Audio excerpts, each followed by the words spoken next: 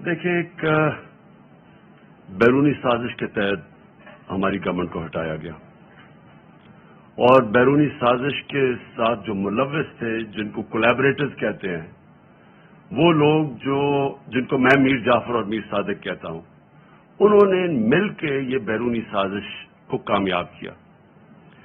اور یہ جب ہماری حکومت گرائی گئی تو کن جگہ پہ بڑی خوشی بنائی گئی۔ ہندوستان کے آپ میڈیا دیکھ لیں، ایسے لگا جس طرح کہ کوئی ہندوستان کا ہی کوئی پرائم منسٹر بن گیا۔ اسرائیل میں بڑی آپ ان کی میڈیا دیکھیں تو وہ بھی خوش ہوئے، اور مغربی میڈیا جو مجھے جانتا ہے، ہندوستان کا میڈیا بھی مجھے جانتا ہے، ان کے اندر بھی ایک رجیم چینج کو کسی نے اٹھایا نہیں، کیونکہ وہاں بڑا برا سمجھا جاتا ہے کہ باہر سے بیٹھ کے کسی ایک جمہوریت کو گرایا جائے۔ تو آج وہ آگے چل رہی ہے وہ سازش، اور میں اس سازش کی آج پہلے ایک چیز سے شروع کرتا ہوں۔ اس خوفناک سازش کے اندر ایک پلان بنا ہوا ہے کہ ملک کی سب سے بڑی پولیٹیکل پارٹی کو اپنی فوج کے ساتھ لڑا دیا جائے، یعنی ہمیں اور فوج کو ایک ایسا پیش کیا جائے کہ ہم ایک دوسرے کے کوئی مخالف ہیں، اور یہ ایک پلان کر کے کیا جا رہا ہے۔ میں صرف جو آپ سب دیکھ رہے ہیں، میں آپ کو یاد کرانا چاہتا ہوں کہ جب ہماری گورنمنٹ چل رہی تھی تو سب سے زیادہ تنقید جب آتی تھی ہندوستان سے میرے اوپر، تو وہ کیا کہتے تھے کہ عمران خان فوجیوں کا، پاکستانی فوج لے کے آئی ہوئی ہے، ان کا پتلا ہے۔ سب سے زیادہ یہ کرتے تھے، اور مسلسل ان کو تکلیف تھی کہ جی یہ فوج اور گورنمنٹ ایک ہی پیج پہ چل رہی ہے۔ آپ کو پتہ نہیں اس چیز کا علم ہے یا نہیں، یا یاد ہو یا نہ ہو، کہ ایک ہمارے سوشل میڈیا کے جنونی نوجوانوں نے ایک چیز، ایک بے نقاب کیا جس کو کہتے تھے یورپین یونین کی ڈس انفارمیشن لیب۔ یہ کیا تھی؟ اس میں تقریباً 800 فیک سائٹس تھی، اور یہ فیک سائٹس کیا کر رہی تھی؟ یہ مسلسل پاکستان کے خلاف پروپیگنڈا کر رہی تھی، جس میں کئی پاکستان کے صحافی بھی شامل تھے، کئی وہ لوگ شامل تھے جو آج اس امپورٹڈ حکومت کے ساتھ آپ نظر آتے ہیں۔ اور یہ کیا کہہ رہے تھے؟ دو لوگوں کو اٹیک کر رہے تھے، ایک عمران خان کو اور ایک پاکستانی فوج کو، اور تکلیف یہ تھی کہ یہ ساتھ چل رہے ہیں۔ اب میں آپ کو ذرا تھوڑا پیچھے لے جاؤں کہ جب ممبئی کے اٹیک ہوا، دہشت گردی کا اٹیک ہوا ممبئی میں، تو آصف زرداری نے ایک بیان دیا تھا کہ پاکستان کا جو D G I S I ہے اس کو ممبئی بھجوایا جائے۔ یعنی سوچیں کہ اپنا ملک کا اس وقت صدر تھا، کہتا اس کو ممبئی بھجوایا جائے، اور پھر یہی آصف زرداری حسین حقانی کے ذریعے امریکنوں کو میسج پہنچاتا ہے کہ امریکنوں کو کہہ رہا ہے کہ پاکستان کی فوج سے آصف زرداری کو بچائیں۔ اور دوسری طرف نواز شریف، یہی جب ممبئی اٹیکس ہوئے تو اس نے نواز شریف سب سے پہلے بولا کہ وہ جو ایک لڑکا وہ کون سے گاؤں میں تھا پاکستان میں جدھر سے اٹیک ہو، اس نے کم باکر کو ایک انٹرویو دیا تھا، اور اس نے اس انٹرویو میں بتا دیا پاکستان سے۔ یعنی پہلے ہی ایک بہت بڑا ایک پاکستان کے خلاف ایک مہم چلی ہوئی تھی، اور خاص طور پہ آئی ایس آئی اور پاکستانی فوج کو ٹارگٹ کیا جا رہا تھا۔ تو نواز شریف نے پہلے کہا یہ۔ پھر ڈان لیکس کیا تھی؟ ڈان لیکس کے اندر نواز شریف، اس کی گورنمنٹ باقاعدہ یہ کہتی ہے کہ جو دہشت گردی ہندوستان کے خلاف ہو رہی ہے اس میں پاکستان کی آئی ایس آئی ملوث ہے، پاکستان کی فوج۔ اور نریندر مودی بار بار پاکستان کے سپاہ سالار جو تب تھے جنرل رحیل، بار بار یہ کہتے تھے کہ وہ دہشت گرد ہے، دہشت گردوں کا سردار ہے، اور نواز شریف اس کو شادی پہ بلا رہا تھا، اسی نریندر مودی کو جب کھاٹمانڈو کے اندر سارک کانفرنس ہوتی ہے تو برکا دت جو ان کی لیڈنگ جرنلسٹ ہیں وہ اپنی کتاب میں لکھتی ہے کہ چھپ کے سائٹ پہ نواز شریف نریندر مودی سے میٹنگ کر رہا تھا، اور اس کو یہ کہہ رہا تھا کہ میں اپنی فوج سے مجھے بچائیں، یعنی اپنی فوج سے ڈر کے۔ اب یہ وہ لوگ ہیں جو آج ہمیں کہہ رہے ہیں کہ ہم جناب غدار ہیں۔ ان لوگوں کے پیسے باہر پڑے ہیں، ان کی اربوں ڈالر باہر پڑے ہوئے ہیں، ان کی کرپشن جو یہاں سے پیسہ چوری کر کے لے کے گئے اس کے اوپر داستانیں لکھی ہوئی ہیں، بیرون ملک کتابوں میں مینشن ہے، بی بی سی کی ڈاکیومنٹری میں ان کی چوری کا مینشن ہے کہ یہاں سے چوری کر کے پیسہ باہر لے کے گئے۔ یہاں ان کے اوپر پتہ نہیں کتنے کرپشن کیسز ہیں۔ تو آج یہ بتایا جا رہا ہے کہ ہم اپنی فوج کے خلاف ہیں اور یہ اب محب وطن وہ پاکستانی بن گئے ہیں جو کہ آ کے ہمیں غدار کہہ رہے ہیں۔ دیکھیں، یہ سازش اتنی خطرناک ہے کہ اگر ایک ملک کی سب سے بڑی جماعت کو اگر آپ اس کی فوج کے سامنے کھڑا کر دیں اور ان کے اندر اختلافات پیدا کر دیں، اس سے زیادہ ملک کو نقصان کوئی چیز نہیں پہنچا سکتی۔ میں 18 سال کا بھی نہیں تھا جب میں ایسٹ پاکستان میچ کھیلنے گیا، مجھے یاد ہے 1970 مارچ میں، اور میں میرا فرسٹ کزن تھے بریگیڈیئر شفیق، ان کے ساتھ ٹھہرا ہوا تھا۔ تب مجھے پتا چلا کہ وہ کتنی نفرت اپنی فوج کے اندر اور وہ بنگلہ دیش کی جو سب سے بڑی جماعت ہے اس کے اندر پھیل چکی تھی، اور اس کے بعد ہم سب جانتے ہیں کہ ہمارا ملک ٹوٹا۔ ہمیں پتہ ہے کہ ہمارا ملک جب آپ ایک سب سے بڑی جماعت اور اس فوج کے بیچ میں جو ہوا، یہ پاکستان کی تاریخ کا سب سے افسوسناک واقعہ کہ ہمارا ملک ٹوٹ گیا۔ آج وہی کوشش کی جا رہی ہے۔ ایک پارٹی ہے پاکستان کے اندر جو پوری فیڈرل لیول کے اوپر پارٹی ہے، سارے صوبوں کے اندر پارٹی ہے، سب سے بڑا ووٹ بینک اس پارٹی کا ہے۔ وہ پارٹی اوپر سے لے کے گلگت سے لے کے قبائلی علاقے سے لے کے کوئٹہ سے لے کے کراچی، سندھ، پنجاب، سارے ملک میں آج وہ سب سے بڑی پاکستان کی پارٹی ہے، اور یہ سازش کی جا رہی ہے، اور سازش وہ لوگ کر رہے ہیں جو اس بیرونی سازش کا حصہ ہیں، کولیبریٹرز ہیں اور وہ سازش کیوں کر رہے ہیں؟ اب میں بتاؤں ہوا کیا۔ پہلے ہماری گورنمنٹ گرائی گئی، انہوں نے سمجھا کہ ختم ہو جائے گا، یہاں جب گورنمنٹ جاتی ہے لوگ مٹھائیاں بانٹتے ہیں، وہ پبلک سڑکوں کے اوپر آ گئی۔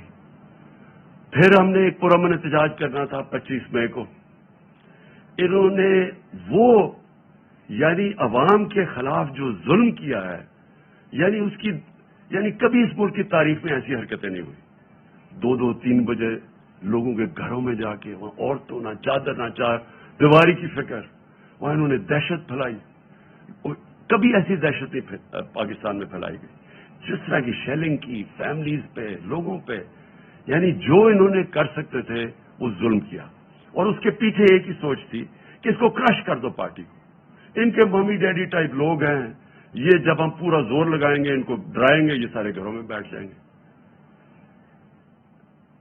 اس کے بعد آ گیا بائی الیکشن کمیشن پوری طرح ان کے ساتھ ملی ہوئی، اس نے ہر حربہ استعمال کیا ان کو جتانے کے لیے نون لیگ کو، ایڈمنسٹریشن ساری ان کے ساتھ ملی ہوئی، پوری انہوں نے کوشش کی وہ الیکشن، اور ان کو پورا اعتماد تھا کہ وہ الیکشن جیت جائیں گے۔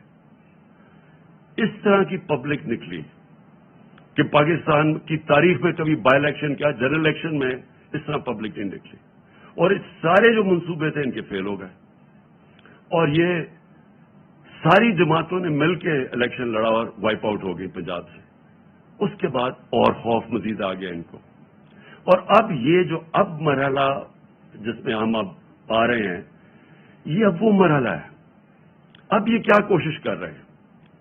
پہلے تو یہ جو سارا پوری کیمپین کی ہوئی ہے کہ کسی طرح ہماری اور فوج کے بیچ میں ہماری لڑائی شروع ہو جائے۔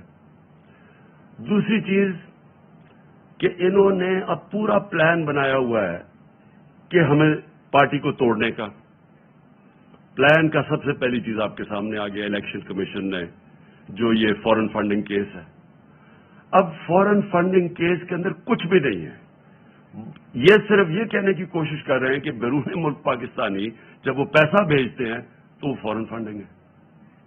وہ پارٹی جس کی پاکستان کی تاریخ میں پہلی دفعہ جس نے ایک باقاعدہ پولیٹیکل فنڈ ریزنگ کی ہے، جس کا کوئی اس ملک کے اندر کوئی نہ کبھی کسی نے پہلے کی، اور نہ یہ وہ پارٹیز جن کے سربراہوں کو لوگ کرپٹ سمجھتے ہیں وہ کبھی فنڈ ریزنگ نہیں کر سکتی.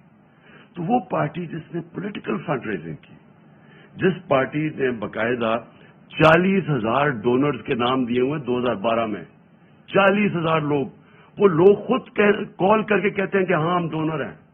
ان میں سے کئی لوگوں کو انہوں نے بتا دیا کہ جی کوئی فورن نیشنل وغیرہ، جو ان کو کئی پاکستانیوں کو بنا دیا کہ جی یہ تو غیر ملکی ہے. وہ پارٹی جس نے فنڈ ریزنگ کی، جس کی ساری آڈٹ رپورٹس ہیں، جس کی ایک ایک چیز ہمارے سامنے ہم نے ان کو الیکشن کمیشن کو دی ہے، اس پارٹی کے اوپر سارا نزلہ گر رہا ہے. اور میں بار بار کہتا جا رہا ہوں کہ ہم 4-5 سال سے کہہ رہے ہیں، بلکہ عدالت بھی کہہ ان کو بیٹھی ہے کہ ان پارٹیز کی اکٹھی، اگر آپ نے آڈٹ کرنا ہے فنڈ ریزنگ تو اکٹھی کریں. میں صرف اس لیے کہہ رہا تھا، میں کیوں چاہتا ہوں کہ اکٹھی ہو، کیونکہ مجھے پتا ہے ہم نے کیسا پیسہ اکٹھا کیا ہے. مجھے پتا ہے کہ ہم نے کیونکہ لوگوں نے ہمیں پیسے دیے ہوئے تھے، ہم نے اپنی ساری آڈٹ رپورٹس، پوری ہماری بکس تیار ہیں. مجھے اتنا بھی پتا ہے کہ ان دو پارٹیز کے پاس کچھ بھی نہیں ہے، نہ ان کے پاس کسی نے ان کو پیسے دیے آج تک، نہ کوئی پیسے دے گا ان کو، نہ ان کے پاس کوئی آڈٹ رپورٹس ہیں، نہ ان کے پاس کوئی بکس ہیں، نہ ان کے پاس کوئی ڈونر بیس ہے. یعنی کدھر سے پیسہ آیا ان کے پاس؟ یہی الیکشن کمیشن عدالت کے آرڈر کے باوجود انہوں نے صرف تحریک انصاف کو کٹہرے میں کھڑا کیا ہوا، اور اتنی جھوٹی رپورٹ بنائی ہے، ایسی ایسی چیزیں اس رپورٹ میں لکھی ہیں جو جس دن میں چیلنج کرتا ہوں، جس دن اس کے اوپر صحیح معنی میں عدالت کے اندر یہ تفتیش ہوگی، میں یہ چیلنج کرتا ہوں کہ پاکستان میں یہ ثابت ہوگا کہ ایک پارٹی نے اس ملک کے اندر صحیح معنی میں پیسے اکٹھے کیے ہیں جو پولیٹیکل فنڈ ریزنگ ہوتی ہے. اور الیکشن کمیشن ان کے ساتھ مل کے کیا کوشش کر رہی ہے، وہ اس پارٹی کو جس نے سارے ایک ریکارڈز کر کے اور ساری پولیٹیکل فنڈ ریزنگ جو ہوتی ہے ساری دنیا میں وہ کی ہے، اس کو کوشش کر رہے ہیں بین کرنے کی. اس سازش کا حصہ، یہ وہی سازش کا حصہ ہے کہ کسی طرح، کیونکہ آپ ان کو یہ آپ ہرا نہیں سکتے، الیکشن آئیں گے تو یہ جیت جائے گی، تو اس کو آپ ٹیکنیکلی ناک آؤٹ کرو. تو ایک وہ انہوں نے عارف نقوی کا نام لے لیا. 2012 میں صرف اپنی قوم کو بتانا چاہتا ہوں کہ پاکستان کا جو رائزنگ سٹار تھا، جو اس ملک میں سب سے تیزی سے انٹرنیشنل سین کے اوپر جو فائنانس کے تیزی سے اوپر جا رہا تھا، اس کا نام عارف نقوی تھا. اس نے کراچی الیکٹرک، ہم نے نہیں اس کو کراچی الیکٹرک کی پرائیویٹائزیشن کی، وہ ان دو پارٹیز کے دور میں وہ اس کو کراچی الیکٹرک کی اس کو دی گئی تھی پرائیویٹائزیشن میں. اور اس کی بل گیٹس اس کو پیسے، اس کو انویسٹ کر رہا ہے اس کے فنڈ کے اندر، وہ پرنس چارلز کی چیریٹی کو پیسے دے رہے ہیں. اور یہ الیکشن کمیشن کہہ رہی ہے ہم 2012 کی بات کریں، کہتی ہے 2018 میں وہ فراڈ اس کے اوپر چارجز لگے. یعنی اس لیول پہ انہوں نے جا کے کوشش کی ہے کہ کسی طرح ہمیں ڈسکریڈٹ کرے، اور میرا نام لے دیا کہ جی اس نے سرٹیفکیٹ دیا ہوا ہے اور وہ اس نے کنسیل کیا اکاؤنٹس. میں آج آپ کو پھر سے کہہ دوں کہ سرٹیفکیٹ دینا ہمیشہ، جب آپ سرٹیفائی کرتے ہیں، وہ ایک پروسیس سے آپ کے پاس پہنچتی ہے. میں بکس نہیں پڑھ کے سرٹیفائی کرتا، وہ پہلے شروع ہوتا ہے نیچے سے، ہماری فائنانس ڈپارٹمنٹ کرتی ہے، وہ پھر بیٹھتی ہے آڈیٹرز کے ساتھ، ان کے ساتھ کتابیں ریکنسائل کرتی ہے، وہ پھر جاتی ہے پارٹی کی مینجمنٹ کمیٹی میں، وہ مینجمنٹ کمیٹی جب کلیئر کرتی ہے تو میرے پاس آتی ہے، تو میں دستخط ان کے کہنے پہ کہتا ہوں to the best of my ability. میں سرٹیفائی، میں نے وہ کتابیں نہیں دیکھی ہوتی، جبکہ میں اپنے جو اثاثے ڈکلیئر کرتا ہوں تو وہ میں ایفیڈیوٹ دیتا ہوں، کیونکہ میں دیکھ کے کرتا ہوں. تو اس کے اوپر یہ کوشش کر رہے ہیں ڈسکوالیفائی کرنے کی. ایک یہ ان کا طریقہ ہے. دوسرا یہ توشہ خانہ کیس ہے. میں پھر اپنی قوم کے سامنے ایک اور چیز کہتا ہوں، ساروں کا جو اس ملک کے پرائم منسٹرز اور پریزیڈنٹ بنے ہیں، جو اس ملک کے اندر بڑے بڑے عہدوں پہ رہے ہیں، سب کو تحفے ملتے ہیں، آرمی چیف کو ملتے ہیں، سب کو ملتے ہیں. ساروں کو انویسٹیگیٹ کریں کہ کیا لیگلی جو بھی انہوں نے کام کیا ہے قانون کے دائرے میں کیا ہے یا کوئی چیز غیر قانونی کی ہے. میں آج پھر آپ کو کہتا ہوں جس دن یہ ہوگا ساری چیزیں میں نے قانون کے بیچ میں کی ہیں اور مجھے پتا ہے کہ کن کو انہوں نے قانون کے دائرے میں نہیں رہ کے کی. آصف زرداری نے 3 گاڑیاں لی ہیں وہاں سے توشہ خانہ سے جو کہ آپ نہیں لے سکتے. مجھے بھی ایک گاڑی ملی تھی. آپ گاڑی توشہ خانہ سے نہیں نکال سکتے. آصف زرداری نے 3 مہنگی گاڑیاں اور نواز شریف نے 1 لی ہے اور یہ بالکل غیر قانونی ہے. تو میں یہ چاہتا ہوں کہ اس کے اوپر بھی آئے. یہ 2 چیزیں کوشش کر رہے ہیں مجھے ڈسکوالیفائی کرنے کی اور یہ تیسری بھی چیز کر رہے ہیں اور جس کی اب آپ کے سامنے یہ آنے والا ہے. اب یہ فیز آنے والا ہے. اب ان کی کوشش یہ ہے کہ کسی طرح عمران خان کی کردار کشی کی جائے کیونکہ ایک طریقہ پارٹی کو ختم کرنے کا یا پارٹی کو ڈسکوالیفائی کرو وہ مشکل ہے. دوسرا ہے کہ عمران خان کے اوپر کردار کشی کرو اور کسی نہ کسی طرح پھنساؤ کسی کیس میں. اور کردار کشی کے لیے ان کو پتہ ہے کہ کون سے میڈیا ہاؤسز ان کے ساتھ پوری طرح تعاون کریں گے. اور جن کو شک تھا یہ جو ARY کے اوپر انہوں نے ایکشن لیا ہے مجھے یہ اسی پلان کا حصہ ہے کہ کوئی چینل جو میرا موقف رکھے گی اس کو بند کر دو. یوٹیوبر جو میرا موقف رکھیں گے ان کے منہ بند کر دو. خوف اتنا پھیلا دو کہ کوئی میرا موقف ہی نہ رکھے. اور وہ جو چینلز ہیں جو کہ جن کے اوپر ہمیں پتہ ہے کہ پیسہ چلتا ہے اور ان کو پوری طرح میری کردار کشی پہ استعمال کیا جائے. اور یہ ان کا پلان ہے. اب یہ پلان شروع ہو رہا ہے. یہ جو ARY سے ہوا ہے یہ اس پلان کا حصہ ہے. اور یہ ابھی یوٹیوبرز پہ آئیں گے. ابھی یہ سوشل میڈیا کے اوپر آئیں گے. کوشش کریں گے کہ پورا منہ بند کر دیا جائے اور پوری طرح ایک عمران خان کو پبلک کے اندر ذلیل کیا جائے.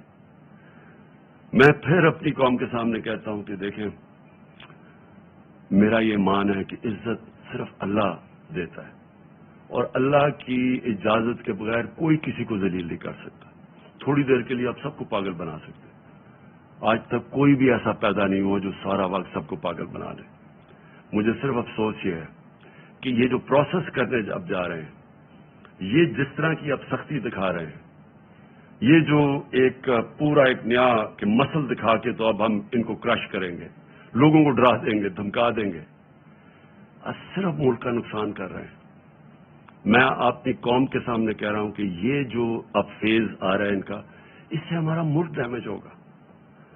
ملک کا سوچنا چاہیے. یہ صرف ذاتی مفادات کے اوپر اور بیرونی جو چاہتے ہیں, جو وہ چاہتے کیا بیرونی کیا جنہوں نے ہماری گورنمنٹ کرائی ہے, کیا وہ چاہتے ہیں مضبوط پاکستان؟ کیا وہ چاہتے ہیں کہ پاکستان ایک ملک بنے جو اپنے پیر پہ کھڑا ہو جائے؟ کیا وہ نہیں چاہتے کہ پاکستان لائف سپورٹ مشین پہ رہے, تھوڑے تھوڑے پیسے دیتے رہو ان کو ان کی؟ اور یہ مجھے نہیں پتا کہ اب پاکستان کی ایئر اسپیس استعمال ہوئی ہے یا نہیں, لیکن بیرونی اخبار ویسٹرن اخبار آپ پڑھیں تو وہ سارے کہہ رہے ہیں کہ کوئی ڈیل ہوئی ہے پاکستان کے اوپر سے, وہ ڈرون جا کے اس نے افغانستان میں یہ ڈرون اٹیک کیا ہے. اگر ہم یہ کر رہے ہیں کہ جی تھوڑے سے پیسے مل جائیں گے اسے, میں پھر اپنی قوم کو کہنا چاہتا ہوں, دیکھیں ہم نے 80 کی دہائی میں پوری مدد کی, ٹھیک ہے اس وقت مجاہد تھے ہم, ہمارے ہمسائے ملک پہ کسی کا دوسرے ملک کا قبضہ تھا, لیکن ہم استعمال ہوئے. جیسے ہی وہ وہاں سے قبضہ ہٹا تو ہمارے اوپر سینکشنز لگ گئی تھی. یہاں 50 لاکھ ریفیوجیز تھے پاکستان میں, یہاں کلیشنکوف اور ڈرگز آ گئی تھی, یہاں سیکٹیرین گروپس ملیٹنٹ گروپس آپس میں لڑنا شروع ہو گئے تھے. اس سے پہلے اور پاکستان تھا, افغان جہاد کے بعد پاکستان بدل چکا تھا. پھر ہم نے ان کی مدد کی اور سب کو پتا ہے کہ جب وار آن ٹیرر میں دھمکی ملی اور ہم نے ان کی مدد کی, کیا ملا پاکستان کو؟ اسے $20 ارب ملا. تو جو نقصان پاکستان کا ہوا ہے, جو 80,000 لوگ ہمارے قربان کیے گئے, جو ہمارے فوجیوں نے شہادتیں دی, تو کس لیے ہم نے کیا؟ ہمیں تب بھی یہی استعمال کیا گیا, دھمکی ملی, ہمارے گھٹنے گوڈوں میں جان ہی نہیں تھی کہ کھڑے ہو کے ہم ایک خوددار قوم کی طرح ان کا فیس کرتے. ہم پھر جھک گئے اور بڑی بھاری قیمت قوم نے ادا کی اس کی. چھوٹی سی ایلیٹ ہے جن کو وہ جو پیسہ آتا ہے وہ باہر بھجوا دیتے تھے, ان کے بینک اکاؤنٹس بڑھتے ہیں, لیکن قوم کو تو نقصان ہوا. ابھی بھی مجھے خطرہ ہے کہ اگر ہم یہ تھوڑے سے ڈالرز کے لیے اس ایجنڈے کا حصہ بھی بن جائے اور وہ اس ایجنڈے سے ہم پھر کسی کانفلکٹ میں پھنس جائیں, کسی قسم کے انتشار میں پھنس جائے ہمارا ملک, تو آخر میں ہمیں ماضی سے پتہ ہے کہ فائدہ تھوڑا ہوتا ہے، نقصان بہت زیادہ ہوتا ہے۔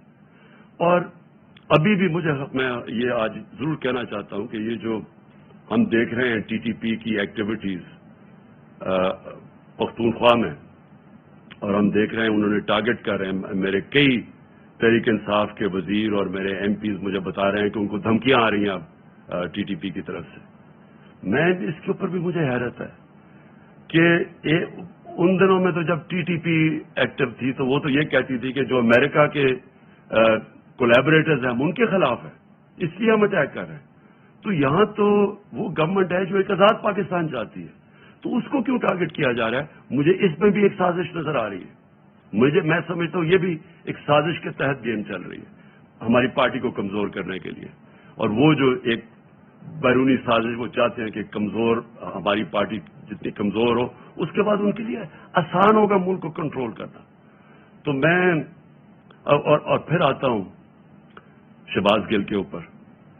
دیکھیں، شہباز گل نے جو کہا اور اگر وہ قانون کے خلاف تھا تو بڑا آسان ہے، اس کا ہمارا آئین ملک کا ہمارا قانون ایک پروسیجر بتاتا ہے کہ اس کے اوپر چارج لگائیں، اس کو موقع ملے عدالت میں جا کے اپنی صفائی پیش کرنے کا، اور کیا اس نے کس کانٹیکس میں کہا، کیا کہا، اسے ہر انسان کو ہر دنیا کی قانون کا نظام اس کو موقع دیتا ہے اپنی صفائی پیش کرنے۔ لیکن جو یہ ہوا، اس کی گاڑی کو شیشے توڑ دیے، اس کو جس طرح اٹھایا، اس کے ڈرائیور کو مارا گیا، پتہ ہی نہیں کدھر غائب ہو گیا وہ، ہم ڈھونڈتے پھر رہے ہیں، پتہ چلوا رہے ہیں کہ جی وہ کدھر ہی گیا۔ یہ کون سے قانون اور آئین کے مطابق ہوا؟ اور میں اپنی پارٹی کی طرف سے واضح کر دوں، ہمارا کیونکہ پھر سے جینا مرنا اس ملک میں ہے، میرے کوئی بیرونی ملک کے ساتھ سے نہیں پڑے کہ میں جب مشکل پڑے تو باہر بھاگ جاؤں، میں نے تو جینا مرنا یہاں ہے، میرا تو کچھ نہیں باہر۔ ہماری طرح کے لوگوں کو زیادہ اس ملک کی فکر ہے، اور جس کو اس ملک کی فکر ہے وہ چاہتا ہے کہ اس کی فوج ملک کا ایک مضبوط ادارہ بنے، وہ کبھی نہیں چاہے گا کہ اس کا ملک کا ادارہ کمزور ہو۔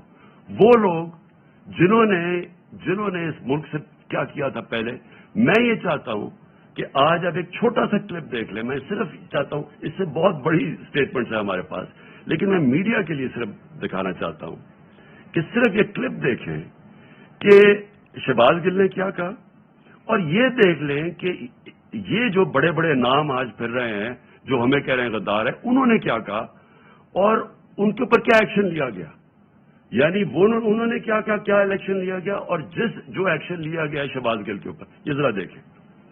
جنرل قمر جاوید باجوہ صاحب، آپ نے ہماری اچھی بھلی چلتی حکومت کو رخصت کروایا، ججوں سے زور زبردستی سے فیصلے آپ نے لکھوا کہ ملک توڑنے والے فوجی جرنیل، ان کی لاشوں کو پاکستان کے جھنڈوں میں لپیٹ کر ان کو دفنایا گیا۔ کراچی کے بہن بھائیوں، ایک یا دو افراد ادارہ نہیں ہوا کرتے، ایک یا دو افراد اداروں کی بدنامی کا باعث بنا سکتے ہیں، اور جب وہ ادارے کی آڑ لیتے ہیں تو اس میں پھر ادارے کے اوپر ناقابل تلافی نقصان ہوتا ہے۔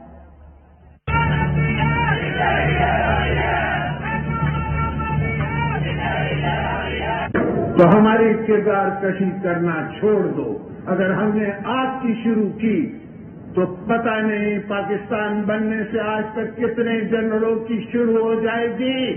بیٹی بھائی وہ اکیوزڈ ہیں، ان کی لسٹ لے کے جس دن ہم نے پریس کانفرنس کی تو آپ کی نیند سے بڑھ جائے گی۔ اسرائیل کے وظیفوں پر پڑھنے والے جرنیلوں، ریٹائرڈ جرنیلوں، اپنے حدود میں رہو۔ کام کی ہڈیوں سے گوشت تک جو ہے انہوں نے نچوڑ لیا ہے اور اتار دیا ہے۔ ابھینندن کی کیا بات کرتے ہیں؟ چیف آف آرمی صاحب تشریف لائے، پیر کانپ رہے تھے، پسینے ماتھے پہ تھے۔ شاہ محمود صاحب نے کہا کہ خدا کا واسطہ ہے اب اس کو واپس جانے دیں، کیونکہ 9 بجے رات کو ہندوستان پاکستان پہ اٹیک کر رہا ہے۔ وہ کوئی ہندوستان نے اٹیک نہیں کرنا تھا، کچھ نہیں ہونا تھا، صرف گھٹنے ٹیک کے۔ تو میں چاہتا تھا کہ آپ خود یہ سن لیں، اس سے بہت زیادہ کلپس ہمارے پاس ہیں، اور میں اس لیے چاہتا تھا کہ آپ یہ سارے سن لیں کہ ان کے اگینسٹ کیوں کوئی ایکشن نہیں لیا گیا۔ یہ تو کلپس ابھی اویلیبل ہیں، کیا ان کے اوپر، اور ان کے اوپر تو ایکشن پہلے بھی لینا چاہیے، جو یہ سارا ڈان لیکس تھا اور جو मेमो गेट था, क्या ये लोग आज ठीक हैं? और हम वो पार्टी जिसने आज तक सिर्फ अपना मुल्क का सोचा है, जिसने इस सारी जो जदोजहद हमारी हुई है, आप यकीन करें कि अगर कोई भी, जिस तरह हमने ये मुश्किल वक्त से गुजरे हैं, जो हमारे ऊपर मुश्किलें गुजरी हैं, मैं आज आपको कहता हूं कि हमने हर वक्त सिर्फ और सिर्फ पाकिस्तान का सोचा है। हमारे पास इस वक्त स्ट्रीट पावर है, हम सारे पाकिस्तान को बंद कर सकते हैं। हमें सिर्फ के मुल्क के माशी हालात आज ऐसे हैं कि हमें अपने मुल्क की फिक्र करनी चाहिए, और इसलिए हर चीज मुजाहरे भी करते हैं तो पुरअमन। सिर्फ 25 मई को हमारा पुरअमन मुजाहरा था जब इन्होंने हमारे ऊपर इंतहा का जुल्म किया।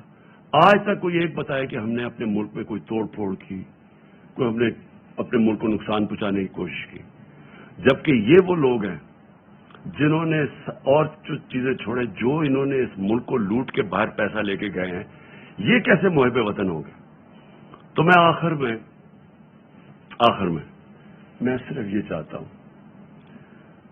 कि ये जो कोशिशें हो रही हैं साजिश करके एक मुल्क की सबसे बड़ी जमात को तोड़ने की, हमारे लोगों को तोड़ने की भी कोशिश की जा रही है, और कि इलेक्शन में किसी तरह ये इतने कमजोर हो जाएं कि जब ये इलेक्शन हो, और इलेक्शन की प्लानिंग कर रहे हैं कि ये इतने कमजोर हो जाएं और फिर नवाज शरीफ आए वहां से इंग्लैंड से, और उसके बाद कहें कि जी देखें इमरान खान को भी डिस्क्वालीफाई हो सकता है और वो भी हो सकता है, हम दोनों को एक में ला दें, और उसके बाद ये फिर वही इसी इलेक्शन के जरिए इलेक्शन करवाएं।